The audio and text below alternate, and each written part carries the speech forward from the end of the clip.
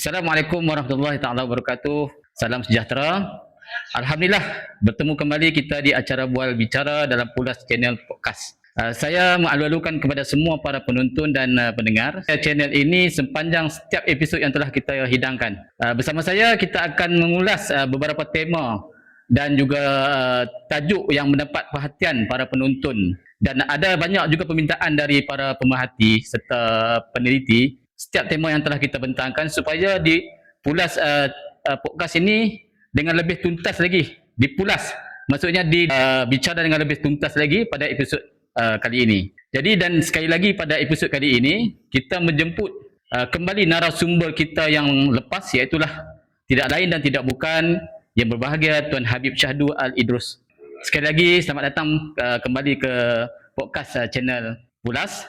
Sekali lagi pada episod kali ini kita bersama-sama dengan Tuan atas permintaan ramai daripada penonton, para peneliti, pemerhati program kita pada minggu lepas, episod yang ke-8, dan kali ini adalah episod yang ke-9. Harapan kami semoga perbincangan kita ini akan dapat menambah ilmu, membuka perspektif baharu serta memberi manfaat kepada para penonton sekalian lah. Dan sebelum itu jangan lupa tuan-tuan, para penonton sila tekan butang like, subscribe dan juga aktifkan loceng notifikasi supaya anda tidak terlepas setiap episod menarik yang akan kita hidangkan.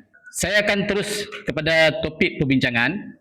Tuan, pada episod yang lepas kita telah pun membicarakan tentang geopolitik, dan tuan telah mengulas tentang daripada sudut tafsir Al-Quran dan juga sejarah Zionisme itu sendiri.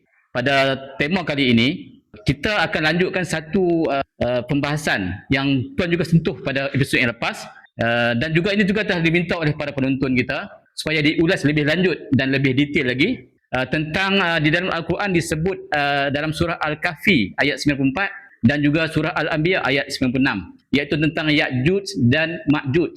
Saya yakin para pemerhati pemeriksa di luar sana sudah ma'ruf tentang istilah ini. Cumanya istilah ini di arus perdana di kalangan kaum muslimin secara umumnya tidak ada satu pendetailan yang memberikan informasi yang lebih detail, kerana kita lihat bahawa istilah Ya'juj Ma'juj ini kalau dibahaskan dari segi riwayat dan segi makna dan sebagainya itu sebenarnya dikaitkan dengan perkara-perkara yang tidak realistik. Nampak seolah macam khayal. Ada disebutkan sebagai Ya'juj dan Ma'juj ini sebagai satu makhluk lain, satu makhluk dan super giant dan sebagainya. Jadi tak jelas di situ. Episod yang eksklusif untuk kita bicarakan supaya sementara kita berkesempatan dengan tuan pada episod ini, kita nak pembahasan kita kali ini lebih menjurus kepada tema ini, iaitu pada surah yang saya sebut tadi. Dalam surah Al-Kahfi disebut, kalau tak silap saya, dalam 2 surah dan 2 kali disebut ya. Kalau saya salah, tuan boleh betulkan. Kemudian kalau secara tafsir Al-Quran, para penafsir Al-Quran juga telah pun banyak sumber-sumber tafsir tu yang telah ditafsir oleh pelbagai kitab mengatakan demikian dan demikian, dan jadi tuan dalam buku tuan yang khusus itu telah mendetailkan tentang tafsiran surah ini. Kemudian secara riwayat, ini banyak kita dapat daripada di kalangan kaum muslimin yang telah dituangkan oleh para asatis, para cendekiawan ataupun para peneliti sejarah dan dalam tamadun hadis Islam lah. Dan ini kita nampak kadang-kadang tidak relate dengan apa yang wujud sekarang ini. Sekarang pembahasan kita adalah kita nak related dengan apa yang berlaku, dan kerana Al-Quran ini adalah mukjizat yang sudah tentu menjadi pedoman kepada umat Islam seluruhnya, maka sudah tentu apa yang telah diungkapkan oleh Allah itu bukanlah perkara yang khayal, ia adalah perkara yang betul-betul terjadi dan wujud, dan dia sentiasa up to date di setiap zaman. Jadi okey, saya tidak mau panjangkan masa. Saya meneruskan soalan kepada sekarang ni kepada makna, kepada maksud ataupun Ya'juj Ma'juj, dan terus lanjutkan lagi. Nanti kalau jika ada beberapa soalan yang mungkin saya enggak faham, saya akan lanjutkan lagi. Silakan tuan. Bismillahirrahmanirrahim. Berkenaan langsung saja berkenaan dengan maksud dan makna dari kata Ya'juj dan Ma'juj pun di situ ada banyak sekali pendapat yang berbeda-beda. Bahkan ada sebagian ulama yang mengatakan bahwa kata itu pun tidak diambil dari bahasa Arab. Jadi ulama pun mendapati kerancuan dari pemaknaan kata itu sendiri. Namun aneh kalau di Al-Quran itu diturunkan Arabian la'allakum. Ya.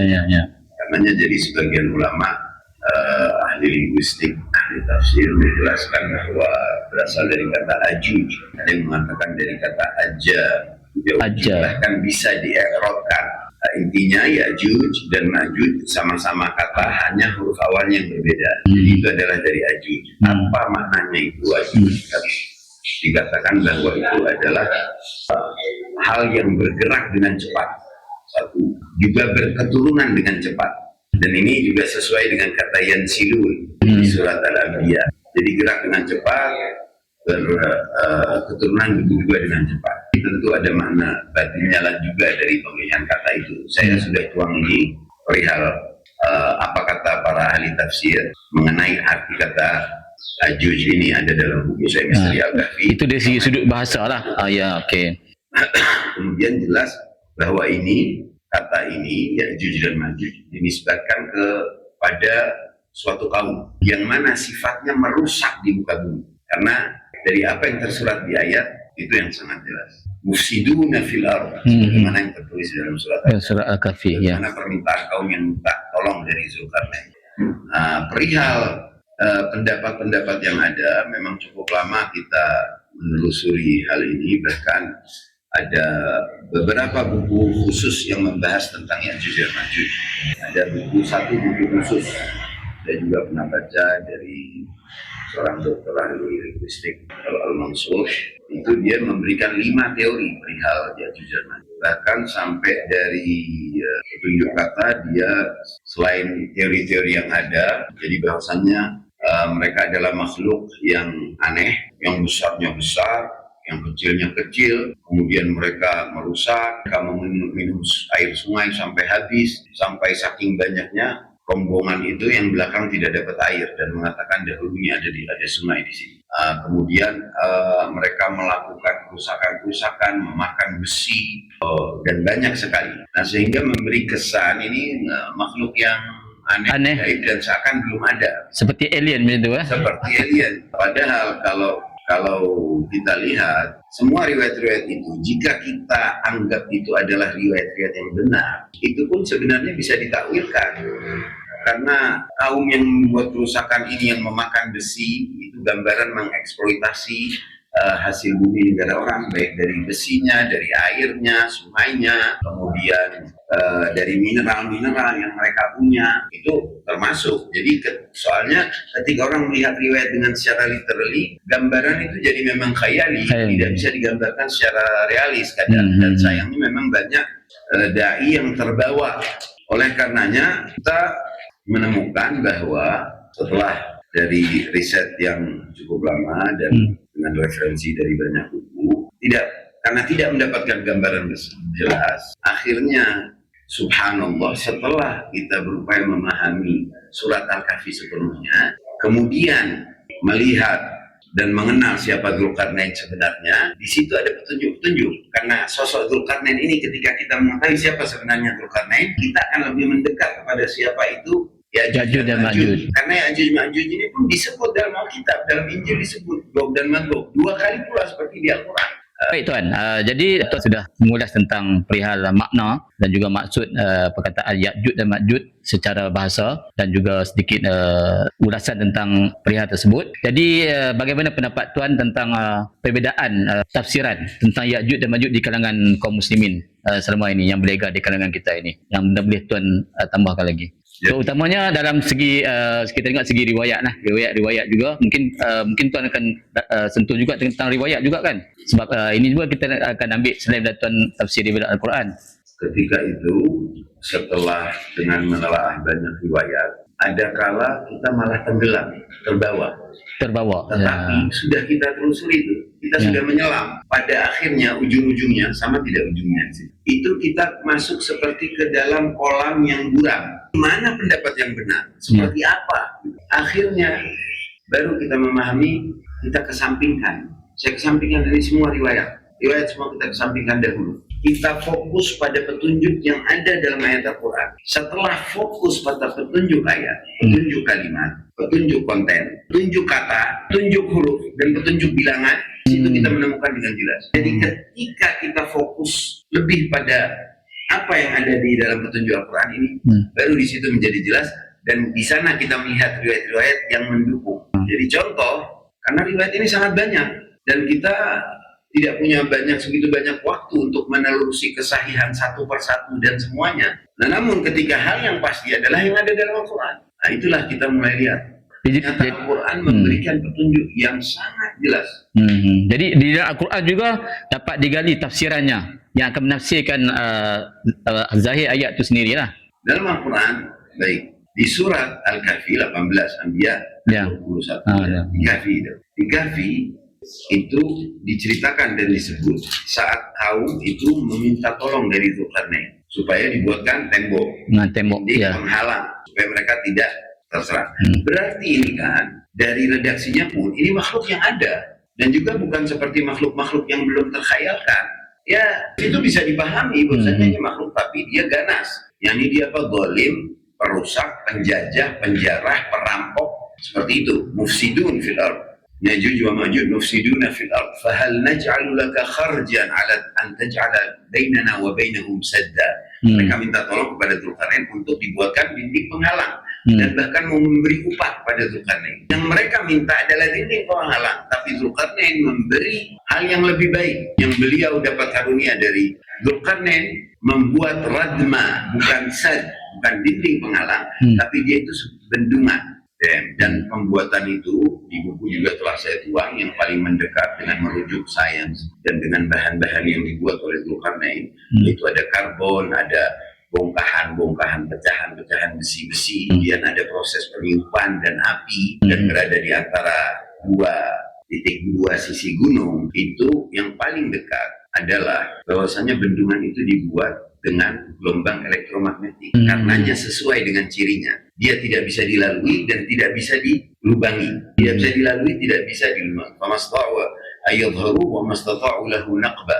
Begitu ayatnya. Tidak bisa dilindungi, tidak bisa dilalui. Dan dengan material yang digunakan, dia mempunyai teknologi yang luar biasa, pengetahuan luar biasa Dzulqarnain, karena diberi otoritas oleh Allah. Jadi dia buat bendungan itu antara dua gunung. Jadi ini makhluk Ya'juj Ma'juj dikurung, dikarantina oleh Dzulqarnain senegara. Dikarantin. Jadi dia punya akses itu lewat sisi dua gunung itu. Kalau menurut para sebagian ulama, bahkan Syekh Imran juga beberapa lain, titiknya pun sudah diketahui, yaitu di celah Daryal, perbatasan antara Georgia dan Turki. Dan kalau kita meneliti perjalanan Dzulqarnain, itu sangat makhlul. Di sana dia dikurung.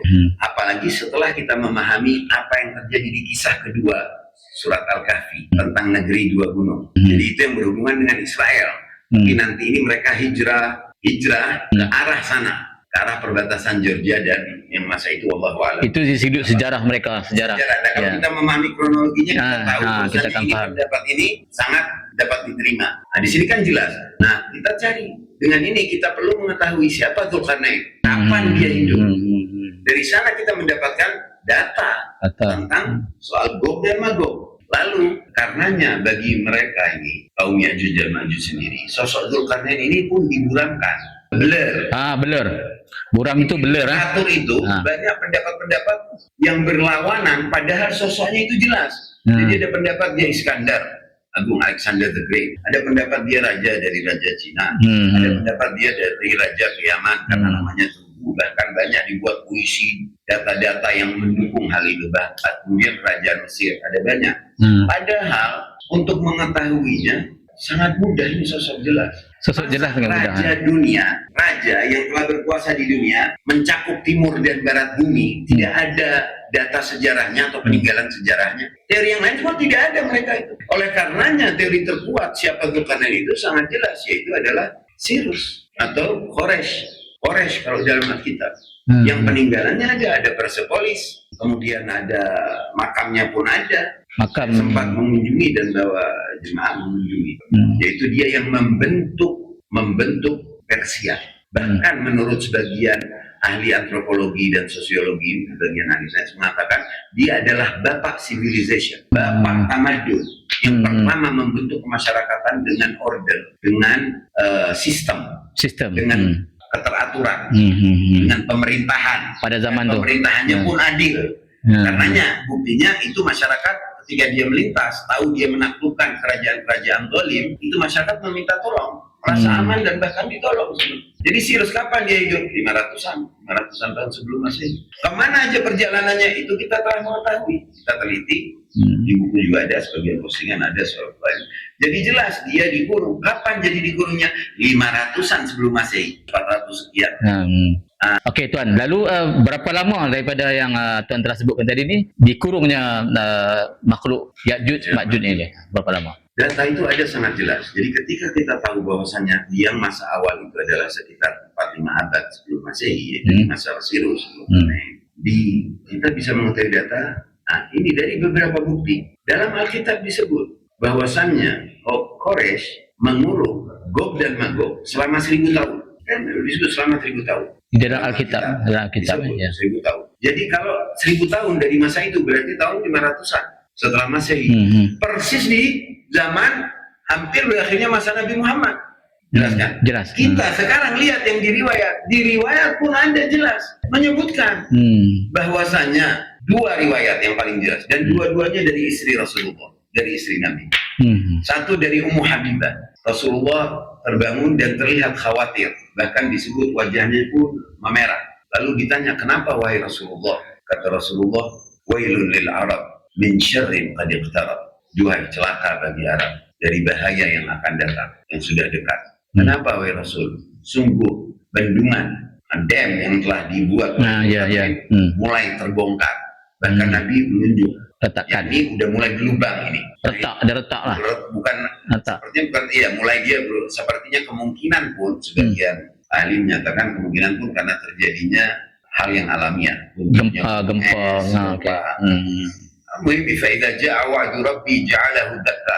Ada hikmahnya pun kenapa masa itu. Karena masyarakat dunia ini, umat Yahudi Nasrani, dengan kehadiran Nabi Muhammad, mereka tidak banyak masih yang tidak mau beriman, bahkan yang sudah hijrah.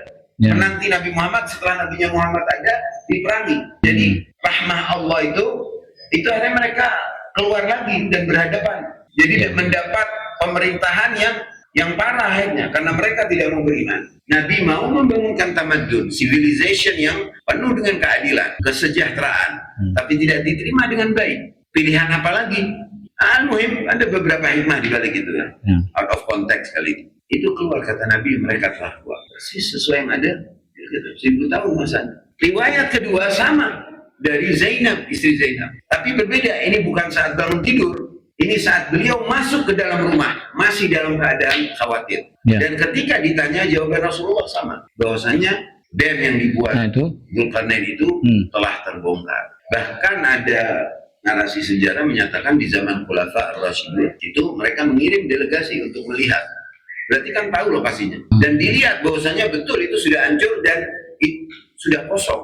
Bagaimana pada zaman sudah keluar. Pada zaman Khulafa Ar-Rasyidin selepas Rasulullah, zaman Sayyidina Abu Bakar, Sayyidina Umar, maka mereka sudah pun kirim ke tempat yang sudah dikhabarkan untuk melihat. Dan itu dilihat sudah benar-benar terbongkar dan sudah keluar. Nah, setelah mereka keluar, ini ada banyak penulis berbicara soal ini. Bahkan dari sisi data sejarah pun banyak. Ada tulisan Jack B. Otto, ada beberapa lah yang meneliti hal ini, Gog Magog. Karena tema ini ada juga di Nasrani. Jadi bukan hanya di Al-Quran, kita pun ada. Cuman di sini Ya'juj Ma'juj, sana disebut Gog Magog. Mereka itu berpencar. Dan kemudian berpencar apa, Ustaz? yakni bertebaran. Nah, di sini mulailah eksodus besar-besaran, dan ini tercatat dalam sejarah. Jadi sebagian mereka ke timur, sebagian mereka ke barat, banyak ke Eropa. Ada yang di timur dan mereka memilih satu agama yang untuk mereka anut. Saat itu ada Yahudi, ada Nasrani, dan ada Islam sudah berkembang. Mereka pilih Yahudi karena minoritas sedikit dan eksklusif, dan mereka tertarik dengan sosok Lucifer, Tuhan mereka. Iblis. Mereka tahu.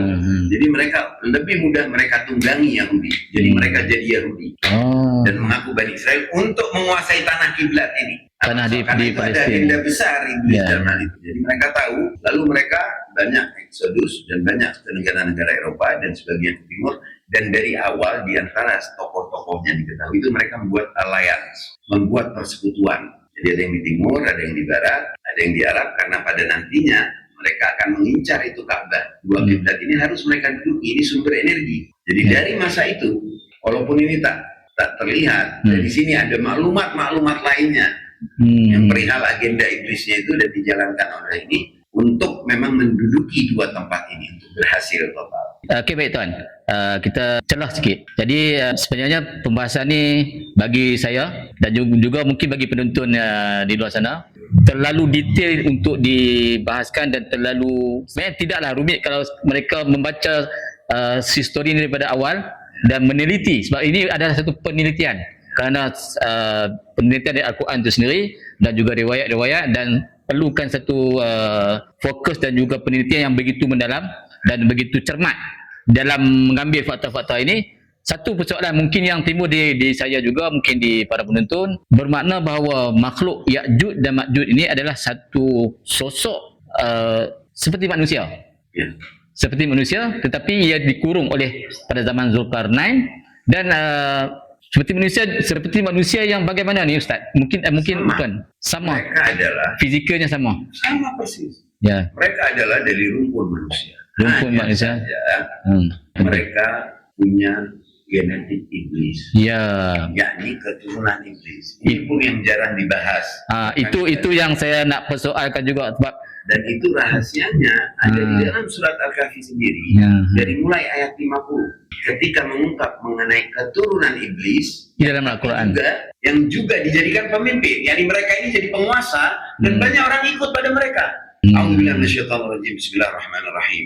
Mulai wa idh qala rabbuka lil malaikati isjudu li adama fasajadu illa iblis kana minal jinni. Diungkap zatnya, iblis dahulu dari golongan jin. Fafasaqa an amri rabbi, lalu dia durhaka dari perintah Tuhannya. Afatattakhidunahu wa dzurriyyatahu awliya'a min duni wa hum lakum adu? Apakah kalian mau menjadikan iblis dan keturunannya sebagai pemimpin-pemimpin selain dari pemimpin yang aku tunjuk selain? Masya Allah, sangat bi'salil zalimina badala. Duhai betapa buruknya pilihan bagi orang-orang yang zalim. Al-Quran mengasih petunjuk jelas. yakni orang-orang ini, mereka adalah orang-orang yang zalim, dan juga orang-orang zalim ini orang-orang yang tak paham, orang-orang yang jahil, karena mereka berkuasa memperwalikan mereka, memimpinkan, dan bahkan segala kerusakan yang mereka buat yang ditutup-tutupi, dan mereka buat fitnah kepada orang-orang yang benar, orang-orang yang saleh, orang-orang yang berjuang, orang-orang yang bangkit. Itu nyata. Tapi orang-orang ikut. Itu yang diperingatkan. Intinya berarti iblis mempunyai keturunan. Baik, dalam menanggapi redaksi teks ini, kita bisa melihat langsung, misalkan memikirkan bahwasanya ini kiasan. Bisa. Yani ada takwilnya, ini dzurriyyah iblis. Ya. Mungkin satu sisi. Ya. Tapi kalau kita melihat konten sampai dari seterusnya sampai ke bab yang merusak, itu akan jelas. Kata fasad. Sebagaimana dalam Al-Isra, la tufsidunna fil ardi marratain. Kita ikuti nih kata fasad. Maka orang-orangnya, kaum-kaumnya, zaliminnya akan ketahuan juga. Nah, dzurriyyah iblis di ayat-ayat lain, dzurriyyah itu jelas urusan genetik. Iya. Maksudnya kalau melihat konsistensi Al-Quran dalam membawakan kata itu, maka ini akan menjadi jelas. Ini for real. Satu, dari ayat. Dari riwayat dijelaskan bahwasanya iblis bisa mempunyai keturunan, dan keturunannya hanya 2 rumpun. Dia dari kalangan jin yang mamsuh, iblis. Ada pasangan. Dia kawini jin yang jahat, dia punya keturunan berbentuk jin.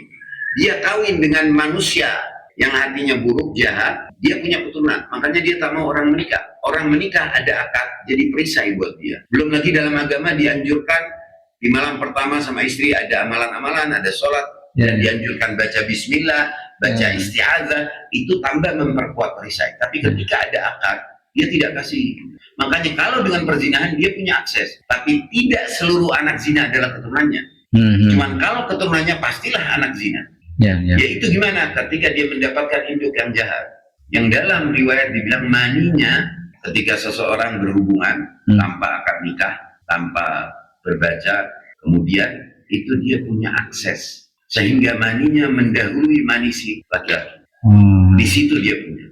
Dan bahkan secara secara ahli genetik pernah mengatakan ini kaum Yahudi yang ada sekarang ini ada zat mereka yang bukan dari manusia. Ditemukan. Oh. Silahkan cari kalau ada yang mau nyari ada. Saya ingat saya pernah baca bahwasanya kaum Ya'juj ada. Jadi mereka berbentuk manusia. Berbentuk Tetapi manusia. jahat, tidak ada beri kemanusiaan. Zalim, antum lihat apa yang diperbuat sekarang. Nah, oke, guys. Tapi kenapa khusus? Banyak ini keturunan iblis banyak. Tetapi kalau Ya'juj Ma'juj ini khusus. Dalam Alkitab disebut ini berhubungan dengan tanah. Bahkan ada yang bilang Ya'juj itu kaumnya, Gog itu kaumnya, Magog itu tanah mereka yang mereka duduki. Jadi punya hubungan. Tempat. Lalu dari mana kita bisa mengetahui? Mufsidun kan? Kita lihat kata fasad. Ada di Al-Isra. Yang ditunjuk di dalam Al-Quran juga. Ya. Karenanya ada surat Al-Isra. Ya. Saya karena terdulu tapi di buku sudah tentu. Sudah tentu sebab itu kita sarankan. Di Al-Isra dijelaskan sama Allah la tufsiduna fil ardi dan juga Al-Kahfi 59 tentang negeri yang kami hancurkan. Untuk perhatikan. Ini untuk menentukan di mana mereka. Ini Al-Quran memberi petunjuk jelas di surat Anbiya. Ini Kahfi kan tadi. Sekarang masuk kita Ya'juj Ma'juj yang disebut di surat Anbiya. Dan apa petunjuk Al-Quran di situ? Bismillahirrahmanirrahim. Wa haramun ala qaryatin ahlakna, dan haram bagi suatu negeri yang telah kami hancurkan, annahum la yarji'un, bahwa mereka tidak kembali. Ya, Al-Quran memberi petunjuk jelas. Tinggal kita cari di mana ini negara yang telah dihancurkan. Al-Kahfi jelas. Sebelum bicara Ya'juj Ma'juj. Dan setelah kisah kedua mengenai negara Israel Utara, Samaria, dalam Al-Kahfi, wa tilkal qura ahlaknahum lamma zalamu. Al-Kahfi 59. Ini menjelaskan apa yang ada di Anbiya 96. Jadi semua terhubung dia punya info itu di dalam Al-Quran juga. Al-Quran sendiri, wa tilkal qura ahlaknahum lamma zalamu wa ja'alna limahlikihim mau'ida. Dan kami jadikan untuk kehancuran, ketetapan untuk kehancurannya lagi. Antum lihat ini karya uhlika, negara yang dihancurkan. Anbiya bilang dan haram bagi negara yang telah kami hancurkan bahwasanya mereka tidak kembali. Lalu hatta idza futihat Ya'juj wa Ma'juj, sampai ketika Ya'juj Ma'juj terbuka, wa hum min kulli hadabin yansilun. Hadab ini ada mirip dengan sadar. Dari tempat-tempat tinggi mereka datang berkumpul lagi di titik yang mana di negeri yang telah dihancurkan. Jelas. Jawaban yang ada di surat Anbiya, kita ketika menelusuri kita cari tahu ini di mana negara yang dihancurkan. Kisahnya dari di Kahfi, kisah kedua. Fatusbiha sa'idan zalaqa. Yang negara punya kebun anggur, dikelilingi pepohonan kurma dan ada air sungai yang mengalir di sana, tapi dia musyrik, dia menentang Nabi Elia. Lalu kemudian pada akhirnya dengan kesombongannya, dengan fasad yang dia lakukan, kemudian dengan menindas kaum mukminin yang berjuang dari dalam goa-goa masa itu, pada akhirnya Elia berdoa, fatusbiha sa'idan zalaqa, hancur licin. Dan di ayat 59 diulang dalam Al-Kahfi, wa tilkal qura ahlaknahum. Jadi yang di Anbiya ini Al-Kahfi menjelaskan ini negeri yang sama, itu negeri yang dihancurkan ini. Mengenai Ya'juj Ma'juj akan berada di sana. Tunjuknya ketika begitu melihat begitu tersusun dari petunjuk Al-Quran itu, baik dari kalimat, kata, konten, tentu perlu riset kronologinya. Kita tahu itu di mana, itu dari data-data. Nah, itu menjadi jelas. Jadi maksud tuan tadi, petunjuk-petunjuk juga info yang jelas terdapat dalam Al-Quran, dalam surah Al-Kahfi, surah Al-Anbiya, dan ada juga ayat-ayat lain. Masih banyak lagi penelitian yang perlu dikaji dalam Al-Quran, Al-Isra. Dan kemudian baru kita refer kepada riwayat-riwayat. Maka kalau tak canggah dengan Al-Quran, maka dapat menguatkan lagi. Dan saya boleh persilahkan jika ada yang mau misalkan meneliti lebih lanjut, melihat hasil, apakah hasil dari penelitian kami sudah komprehensif dan sudah benar atau tidak, silahkan kembali. Tapi Al-Quran memberikan data yang lebih precise ketimbang sebanyak riwayat yang ada. Ketika dari Al-Qurannya sudah jelas, maka ini riwayat-riwayat mengikut. Kita akan tahu yang mana yang lebih jelas, yang mana yang bisa punya sandaran seperti tadi. Nah, jadi pada intinya ini saya kasih kesimpulan. Di sini kita mengetahui bahwasannya Ya'juj dan Ma'juj adalah, kenapa disebut dua kali, adalah suatu kelompok dari keturunan iblis berbentuk manusia, dari rumpun manusia, yang mana mereka membuat kerusakan di muka bumi, tapi khasnya mereka hendak menduduki dua tempat tersuci, yaitu baik Masjidil Aqsa sebagai kiblat dulu karena ada portal, dan iblis tahu itu. Ketua-ketua mereka ini yang dapat ilham terus dari iblis tahu, manusia gak tahu. Dan juga maka karena ada pembahasan lain kenapa ini mau ditutup, dan udah ada fakta-faktanya. Bahkan perihal Sungai Nil dan Furat yang menjadi simbol di bendera Israel itu mau diputus karena itu ada nyambung, dan itu ada rahasia informasi penting dari Nabi saat beliau Isra Mi'raj. Itu nyambung dengan sungai yang ke atas sampai ke Sidratul Muntaha.